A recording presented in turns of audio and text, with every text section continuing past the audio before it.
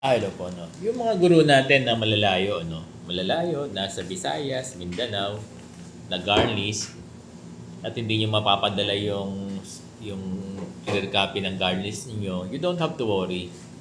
O kasi ano naman 'to, sasabihin ko na lang dun 'pag sumulat naman ako sa nag-reply ako dun sa Supreme Court 'no,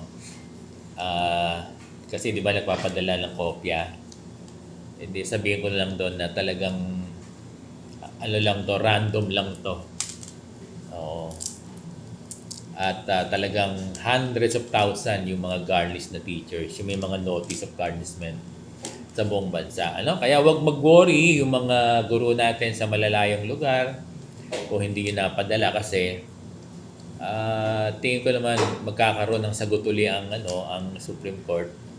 At kapag nagkaroon naman ng sagot ang Supreme Court, ano naman yan? Applicable to all eh. Di ba? Ganyan naman yan eh. Kaya huwag mag-worry yung mga guro kung hindi yun naipadala yung ano nyo ha, yung mga garnished notice nyo. Ha? Okay na yung mga makakapagpadala lang. Kasi hindi po pwedeng i-print yung yung via messenger tsaka yung email. Dapat kasi clear copy, no? It's either ipadala niyo ng LBC kaya lang medyo mahal, wag na kung kung mahal. Or ipunta rito sa school or palalamove nyo. Ganun lang. Para nakaprint na kaagad, no? Eh, katulad nito, ang dami na, oh. Ang dami na eh. Marami na to, okay na to. Ito to, oh, ayan, ang dami, oh.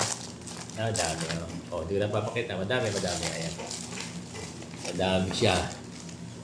Oh, mga naka-LBC pa, oh. Oh, so, kaya lang mag-aantay pa ako till next week.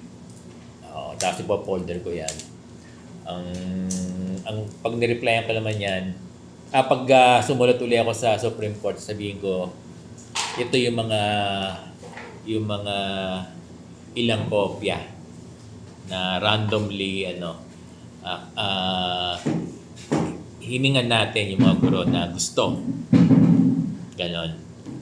So, huwag kayong mag-worry na hindi na padala yung niya. Talaga imposibleng mapadala lahat yan dahil hundred of thousand yan. Hindi ko rin naman madadala yan. Tama na to, sakto na to, no? Hindi na lang malalapit. Kasi kailangan clear copy. Sabi ko nga, pag nagkaroon naman ng halimbawa, hindi ko sinasabi na may magandang resulta. Hindi ko sinabi na pag dinala natin to ay malilip yung garnish nyo.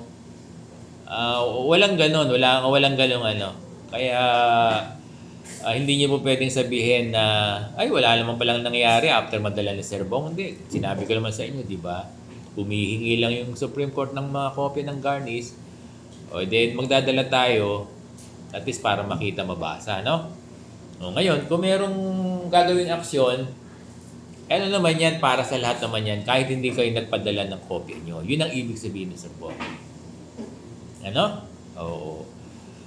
Marami tayong ilalagay doon sa sulat ko na talagang yung land bank hindi na binibigay lahat, talagang tinotodo, no? Binibigay lahat doon sa plaintiff at wala nang tinitira sa mga guro, kawawa naman. No? Tsaka ang na-observe ko, bakit yung sheriff ang punta kaagad land bank? No?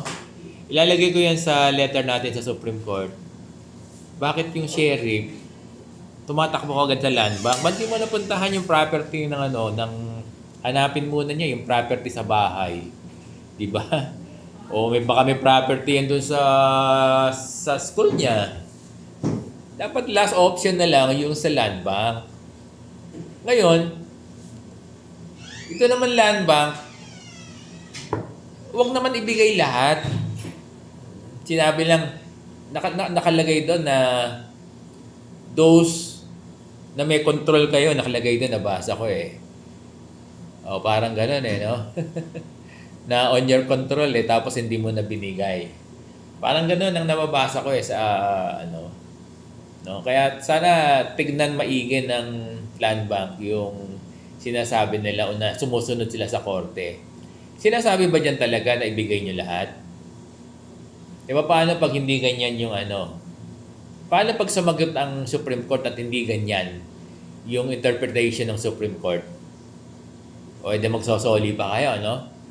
'Di ba? Papaano kung ang interpretation ng Supreme Court ay hindi nyo ibigay lahat? Halimbawa lang, magre-refund kayo ngayon sa teachers, yung land bank, no? So, ganun lang.